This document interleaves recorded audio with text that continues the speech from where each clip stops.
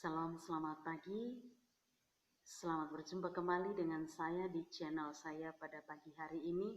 Saya bersyukur setelah beberapa hari Tuhan izinkan saya mengalami kelemahan tubuh yang membuat saya tidak bisa berbuat banyak hal selain saya harus ada dalam pemberingan. Tetapi puji Tuhan, Dia adalah Allah yang luar biasa, Dia adalah Tuhan yang heran, dahsyat, dan ajaib. Dia tabib yang agung yang telah menyatakan pemulihan untuk kehidupan saya, untuk fisik saya, sehingga saya bisa kembali dalam channel saya pada pagi hari ini.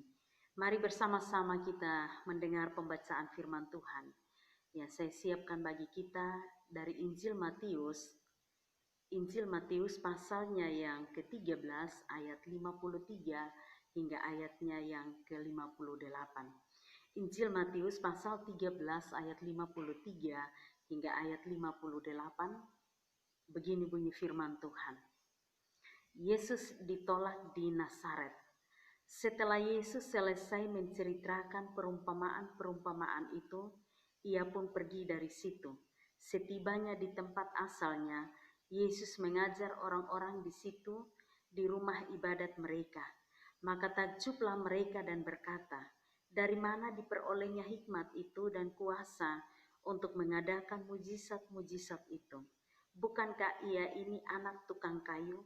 Bukankah ibunya bernama Maria dan saudara-saudaranya Yakobus, Yusuf, Simon, dan Yudas? Dan bukankah saudara-saudaranya perempuan semuanya ada bersama kita? Jadi dari mana diperolehnya semuanya itu? Lalu mereka kecewa dan menolak Dia. Maka Yesus berkata kepada mereka, seorang nabi dihormati di mana-mana, kecuali di tempat asalnya sendiri dan di rumahnya. Dan karena ketidakpercayaan mereka, tidak banyak mujizat diadakannya di situ. Demikian jauh pembacaan firman Tuhan. Yang berbahagia adalah saya, Anda, dan kita sekalian yang membaca sabda Tuhan, yang merenungkan dan menyimpan dalam hidup ini serta dapat melakukan dalam langkah hidup selama masih ada di dunia ini. Saudara yang diberkati Tuhan, mari kita minta pimpinan Roh Kudus untuk kita belajar dari firman Tuhan. Kita berdoa. Bapa di sorga, kami bersyukur pagi hari ini Tuhan, kembali kami ada melalui channel ini untuk berbagi berkat kebenaran Tuhan bagi saudara-saudara yang siap untuk mengikuti atau mendengarkan perenungan sabda Tuhan hari ini. Kami sadar Tuhan bahwa kami sangat terbatas, kami lemah, kami tidak lebih baik dari saudara-saudara yang duduk mendengar. Tetapi kami percaya bahwa ada kuasa otoritas Tuhan sajalah yang meliputi kehidupan kami, sehingga kami dimampukan untuk berbicara isi hatimu, bahkan hanya karena kerinduan yang Tuhan taruh dalam hati daripada setiap kami, untuk kami mendengarkan suara Tuhan, siap merenungkan, dan kami dimampukan pula untuk menjadi pelaku-pelaku firman-Mu. Bapa di sorga, berkati kami semua Tuhan, berkati channel ini, dan hikmat sorgawi hamba sangat butuh. Bahkan ya Tuhan, tanpa pertolongan-Mu, hamba bukan siapa-siapa, bahkan hamba tidak mampu untuk memperkatakan sabda yang kudus ini. Mari Tuhan berbicara bagi kami, buka rahasia isi hati Tuhan, apa yang Tuhan mau untuk kami dengar, apa yang Tuhan mau untuk kami renungkan, dan apa yang Tuhan mau untuk kami lakukan. Mari Tuhan buka bagi kami pada pagi hari ini. Demi nama Kristus Yesus kami berdoa, haleluya, amin. Dari bagian pembacaan firman Tuhan ini kita mau belajar di bawah satu topik perenungan, yaitu jangan melihat kepada latar belakang seseorang.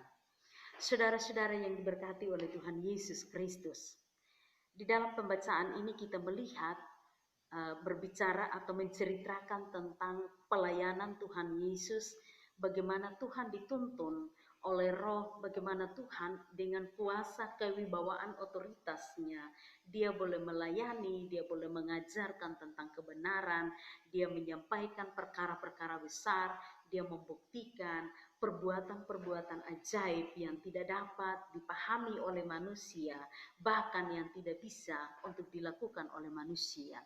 Saudara-saudara yang diberkati Tuhan, di dalam pembacaan ini kita melihat bagaimana Tuhan menceritakan atau menyampaikan kebenaran-kebenaran itu melalui perumpamaan-perumpamaan sehingga mudah dimengerti, mudah dipahami, dan bisa diterima oleh pendengar.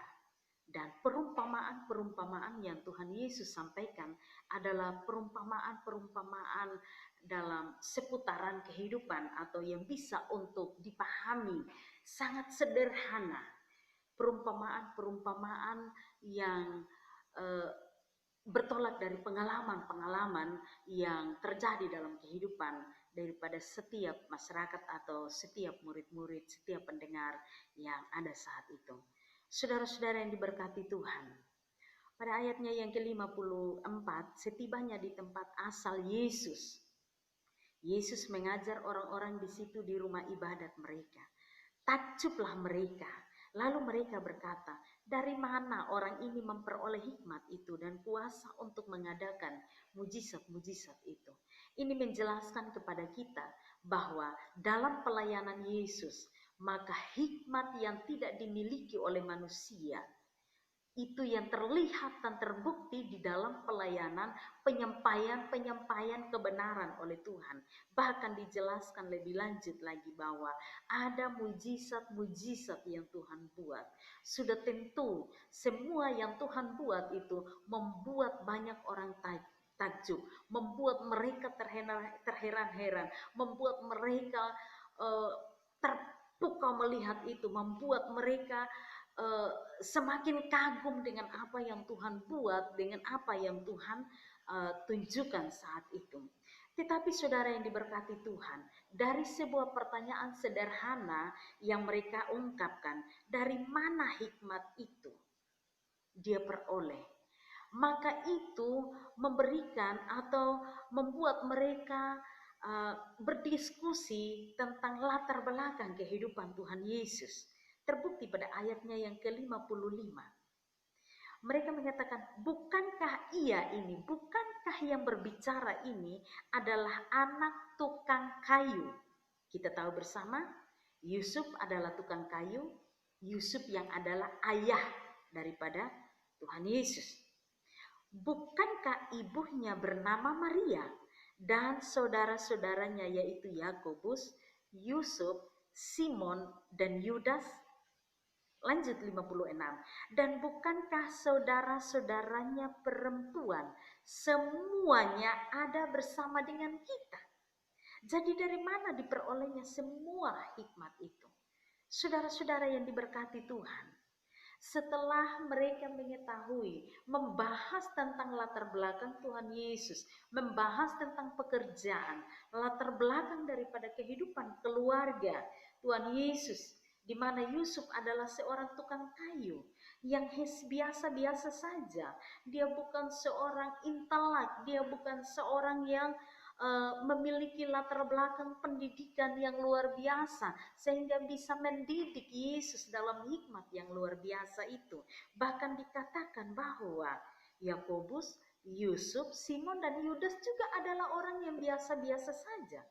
Bahkan saudara-saudara perempuan daripada Yesus adalah orang-orang yang biasa-biasa saja dan sehari-hari ada bersama dengan mereka.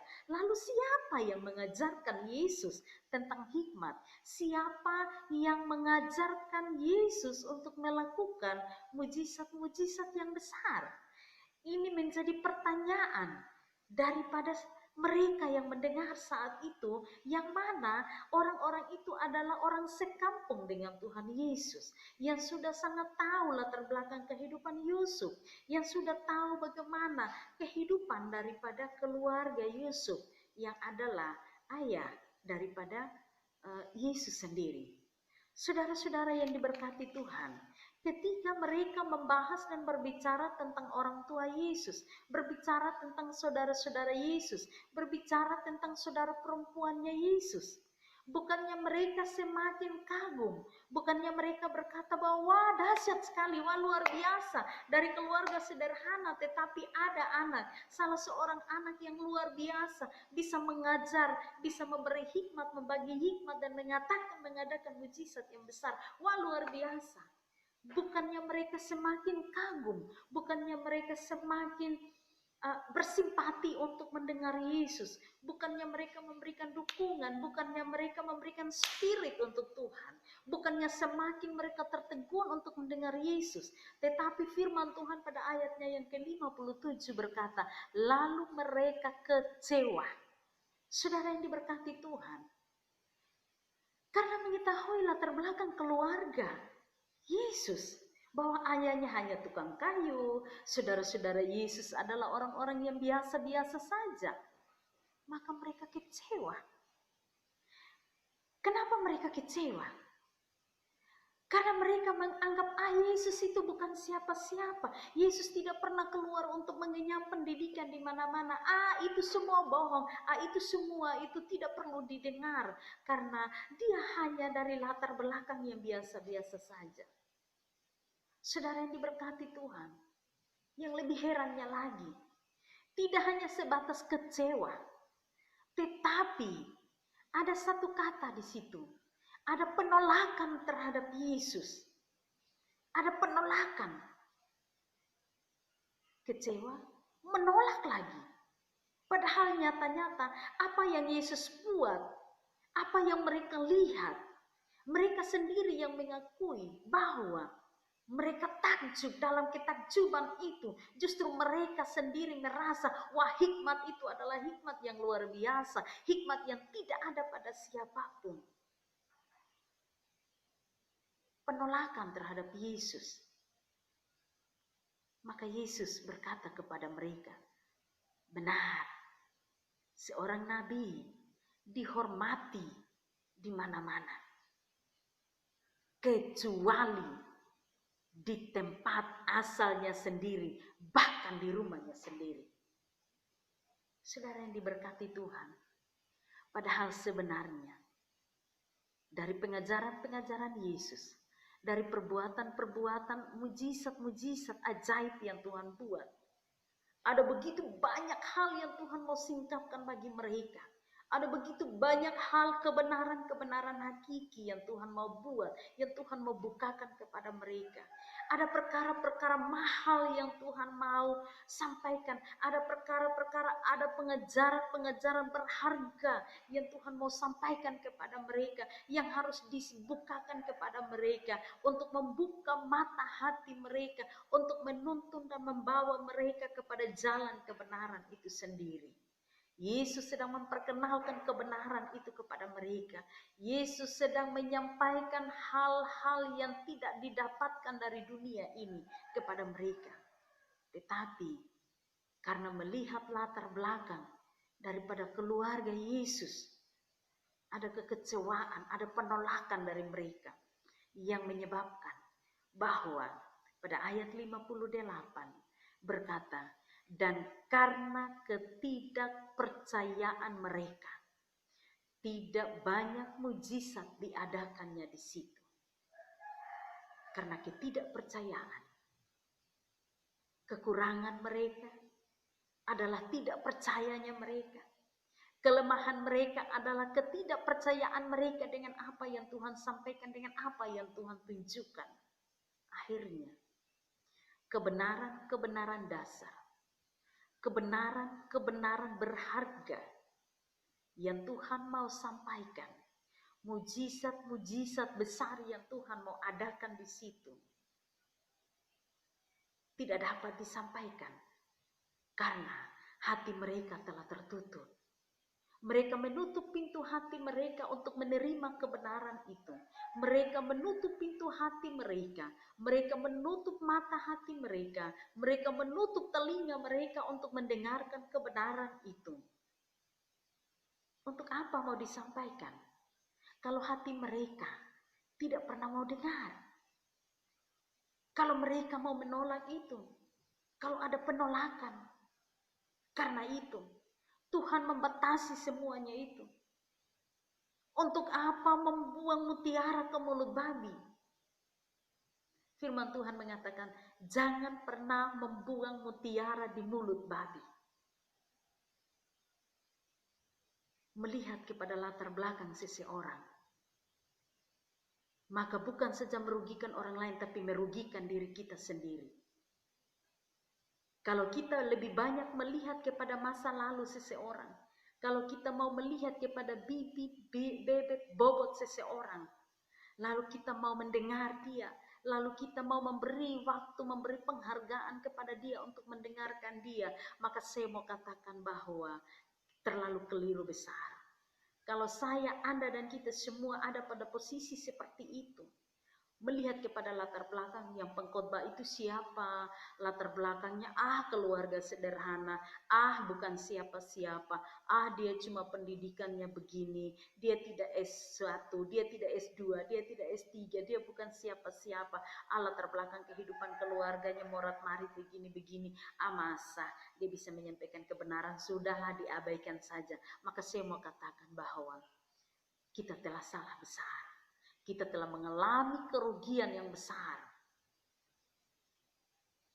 Saudara-saudara yang diberkati oleh Tuhan Yesus Kristus, jangan melihat kepada latar belakang seseorang, tetapi mari kita melihat buah dari kehidupan, buah dari pertobatan orang itu. Dan ketika kita melihat buah pertobatan itu, kita buka hati, kita buka telinga, buka mata untuk melihat apa maksud Tuhan bagi kita melalui kehidupannya. Apa yang Tuhan mau sampaikan kepada kita melalui bibir mulutnya. Mungkin orang-orang di sekitar kita, mungkin mereka yang datang menyampaikan kebenaran, yang menjadi saksi, menyampaikan kesaksian-kesaksian hidup. Mereka berasal dari latar belakang atau bibit, bebet, bobot mungkin tidak seperti yang kita harapkan. Tetapi jangan melihat kepada semuanya itu. Karena seseorang yang telah hancur sekalipun, ketika dia datang kepada Tuhan, Tuhan akan menjadikan dia sebagai satu pribadi yang luar biasa.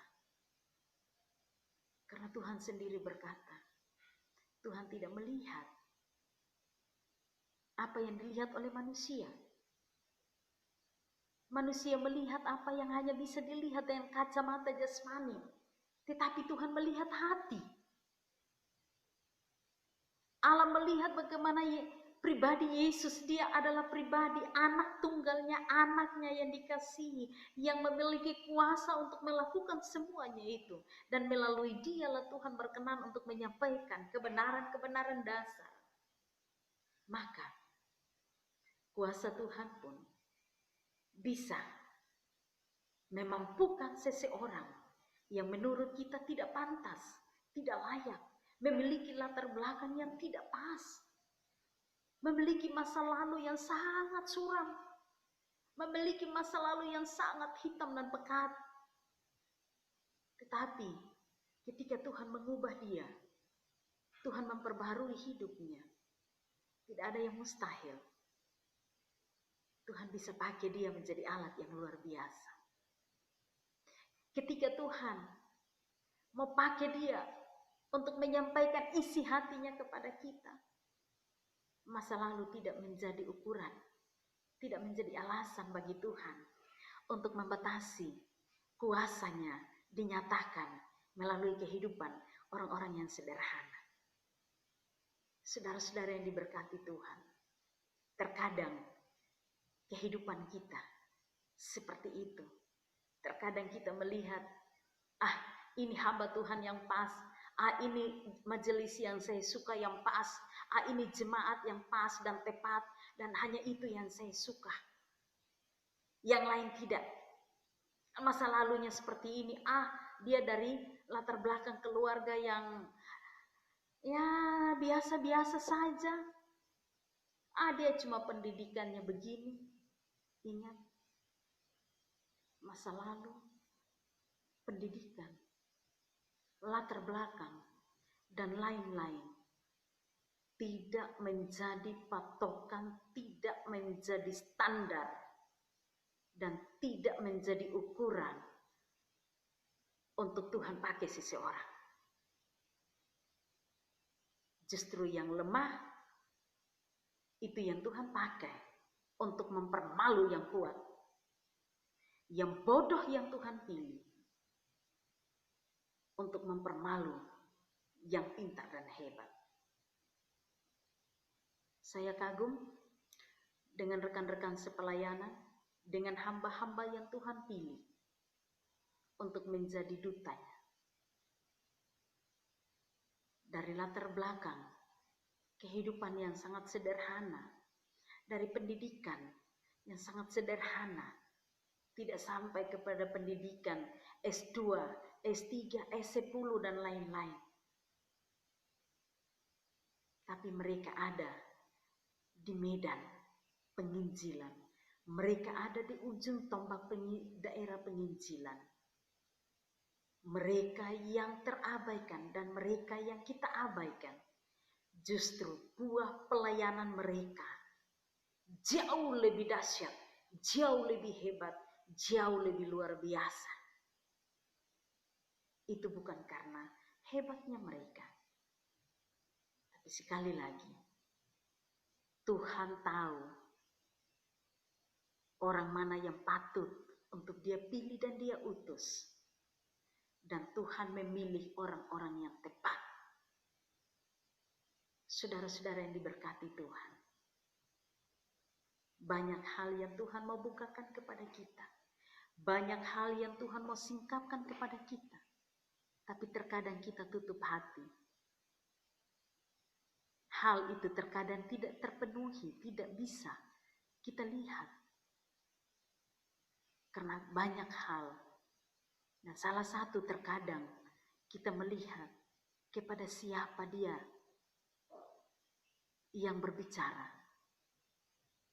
Siapa dia yang menyampaikan kepada kita. Kita lebih memilih untuk mencari orang-orang yang terkenal, orang-orang yang besar. Yang biasa disebut big boss. Lalu yang biasa-biasa kita anggap tidaklah penting. Saudara-saudara yang diberkati Tuhan. Yesus dari pengajaran dan pelayanan yang sungguh membawa kekaguman. Yang menakjubkan mereka. Tapi ketika mereka melihat latar belakang orang tua daripada Yesus, karena hanya tukang kayu, hanya orang biasa-biasa saja, membuat mereka kecewa, membuat mereka menolak dia. Dan kekecewaan dan sikap penolakan itulah membawa kerugian besar. Bukan bagi Yesus, bukan kerugian bagi keluarga Yesus, bagi orang tua Yesus, tetapi kerugian besar bagi diri mereka. Karena apa? Karena ketidakpercayaan itu, karena penolakan itulah membuat banyak mujizat yang tidak diadakan di kota itu.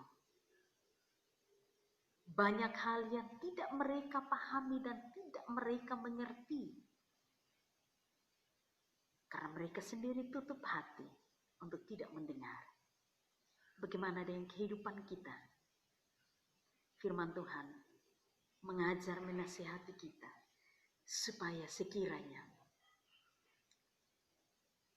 jangan masa lalu orang yang menjadi tolak ukur. Jangan latar belakang kehidupan keluarga yang menjadi ukuran, yang menjadi acuan, yang menjadi objek pengamatan kita. Tetapi lihatlah kepada Kristus. Arahkanlah hidup hanya kepada Kristus. Dan ketahuilah, siapapun dia yang menyampaikan kebenaran itu, apapun latar belakang, dia adalah hamba Allah. Dia adalah utusan Tuhan yang diurapi khusus untuk menyampaikan kebenaran. Jangan pernah menolak perkara-perkara besar, berita-berita sukacita yang Tuhan mau sampaikan kepada kita melalui orang-orang tertentu. Hanya karena rasa tidak sukanya kita kepada mereka, hanya karena rasa tidak simpatinya kita, hanya karena ada akar-akar pahit dengan keluarga mereka, dengan latar belakang mereka. Tapi lihatlah kepada Kristus. Ada kebenaran-kebenaran indah yang Tuhan mau sampaikan kepada kita. Kiranya dari kebenaran Tuhan hari ini, saya, Anda, dan kita semua sama diberkati oleh Tuhan. Tuhan memberkati saya, Anda, dan kita sekalian melalui sabda kebenaran hari ini. Amin. Mari kita berdoa. Bapa di sorga, kami bersyukur. Melalui kebenaran Tuhan hari ini kami diingatkan oleh Tuhan. Kami dinasihati, kami disadarkan oleh Tuhan. Bahwa sesungguhnya ada begitu banyak hal yang Tuhan mau sampaikan kepada kami. Ada begitu banyak perbuatan-perbuatan besar yang Tuhan mau tunjukkan kepada kami. Melalui orang-orang yang Tuhan sudah khususkan, Tuhan siapkan. Tetapi Bapa, terkadang kami salah menempatkan skala prioritas penilaian. Kami salah menempatkan skala prioritas yang menjadi objek penyelidikan kami. Terkadang kami kecewa, terkadang kami menolak para hamba-hamba Tuhan. Siapapun yang menyampaikan kebenaran itu, hanya karena kami melihat latar belakang kehidupan dari pemberita kebenaran itu. Hanya karena ada faktor-faktor yang sebenarnya tidak menjadi alasan yang tepat untuk kami menolak kebenaran-kebenaran itu, Tuhan. Bapa di sorga, ampuni kami, Tuhan. Dan terus ajar kami, Bapa, supaya kami menghargai setiap berita-berita yang disampaikan oleh setiap para hamba-hamba Allah.